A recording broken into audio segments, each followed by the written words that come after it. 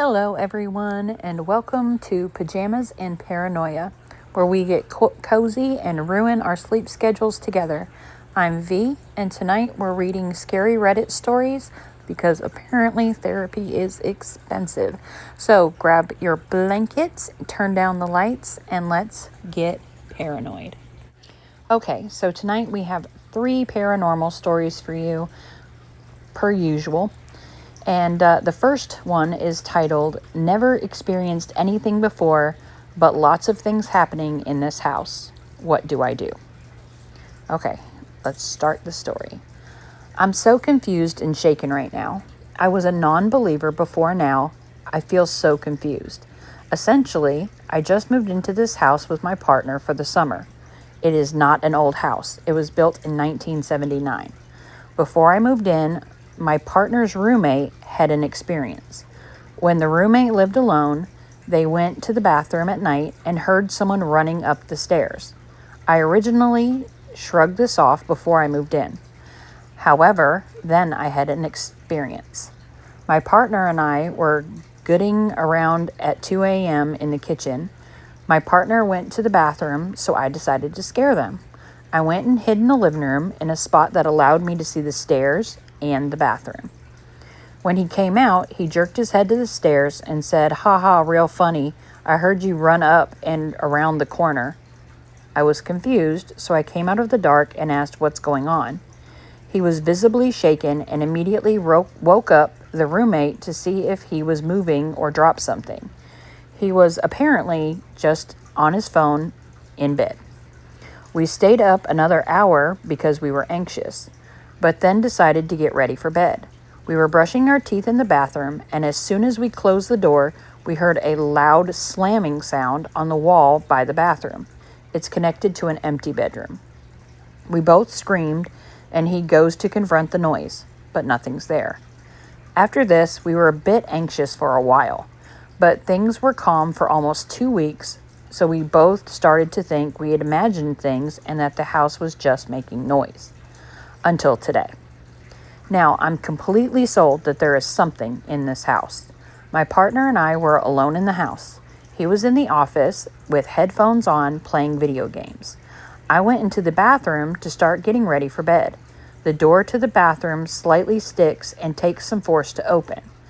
Then after a few minutes, I hear a loud slam on the bathroom door and see the door force inward and shake. I scream and slam my body against it, forcing it to close, and start screaming for my partner. He did not hear me because of the headphones.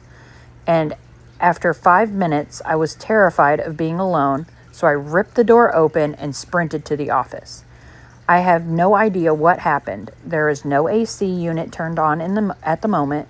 My partner has never seen this happen. I even made him recreate the situation by slamming on the door from the outside, and the door reacted exactly like I saw. I am really scared. I was not a believer before this, but now I have no idea what to think. I feel defenseless. Is this paranormal? Is there anything I can do? Is this an aggressive force? Sorry for all the rambling, but I'm just somewhat shaken. Shoot, girl, me too. Somewhat shaken. Somebody trying to get in the bathroom? Like, that is creepy. I don't even know. I could not imagine. Oh my gosh, could you imagine if you were alone and something like that happened? That's even worse. But no. That's too much for me. That is why I'd be taking my cell phone with me, because I'd be calling my boyfriend and he'd be coming in there to get me. That's crazy. Nope. I think on this one, I would be calling a priest or something, because that's a bit much. But let me know what you think about the story in the comments. Same as always. I'm just, that one got me. I'm not gonna lie. That one was a little bit creepy. So, now that one has officially creeped me out, I'm probably not going to bed for a while anyway. So what do you say we get into story number 2? It is titled, First and Only Experience. Very confused. Great. All right. So, here we go. So, I am very much a skeptic, but yesterday something happened. I can't quite explain it. I was in the kitchen making food in a clay pot, and I accidentally had the stove on too high, resulting in the pan exploding and food going everywhere. My dad was in the living room next to the kitchen, came running to see what was going on, which was the moment I left the kitchen for him to be able to assess the mess, and went into the living room. I looked at the sofa and saw my mom sitting next to where my dad was, watching TV. I could only see her legs and the back of her head because the couch was turned to the wall, and I thought it was weird that she didn't react at all. But for some reason, I thought she might have been pissed I made a mess and just shrugged. Cut to 15 minutes later, when my mom came down the stairs, having no idea what happened to the pan, and says she was upstairs the whole time. My dad confirms he was alone in the living room. I'm 100% certain I saw a woman sitting on the couch and assumed it was my mother. I know what you're thinking. Where's the rest of the story? That's the whole story. That's it. I mean, there was a apparition that looked like this guy's or girl's mom. I guess it didn't really say female or male, but nope. Like, okay, so the paranormal apparently has no, like, you don't pretend to be somebody's mama. That's messed up. That's just messed up. But yeah. So that one did not calm me down after story 2. That one just started even more. So tonight is definitely creepy. I am not okay. All right. So how about we start story number 3? Story number 3, my granddad gave me a journal for a girl who wasn't born yet. Okay, granddads aren't scary, right? All right, let's see. All right.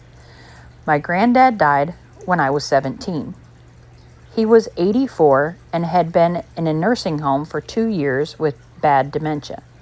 I visited on Sundays, and most weeks he wouldn't know who I was. He'd call me my sister's name or just look past me at the window for an hour. About a fortnight before he died, I went to see him, and he was really lucid that day. He reached under the bed for a small brown leather journal, lined and completely blank, and he pressed it into my hand and said, "For the one who writes, when she's ready." I remember laughing because I wasn't a writer. I was doing math and chemistry. I said, "Granddad, I don't write anything." He just shook his head and said it's for the one who writes when she's ready, and he wouldn't let me give it back. I took it home, and it went into a level revision box and then a plastic crate when I went off to uni. I've moved 4 times since, including the flat with my husband and 2 renovations, and I haven't seen the journal in 15 years. My daughter is 7. About a month ago, she started writing little stories on the back of letters from school, then on receipts, and then I found my work notebook and I caught her copying passages from a book into the margins of it. She never really been a reader, and now suddenly she is, and she's writing constantly. I told my husband I was going to pop to the store on Saturday to get her a proper journal of her own. I came back from the shop on Saturday afternoon with a bag, or put the bag down in the hall, and went to hang up my coat in the bedroom wardrobe. There on the shelf, next to my husband's jumpers, was the brown leather journal, exactly as my granddad had given it to me, lined, completely blank, apart from the front page where he'd written the words. I asked my husband. He said our cleaner found it somewhere in the spare room a few days ago and had put it with our clothes because she thought it was something we kept. She doesn't remember exactly where, just on the floor behind some boxes. I haven't shown it to my daughter yet. It's in the drawer in my desk. My granddad was given his first journal by his own grandfather when he was 7. I probably sound mental. I know how this reads, but I think it was for her. Okay, this one was definitely a lot sweeter than the first 2.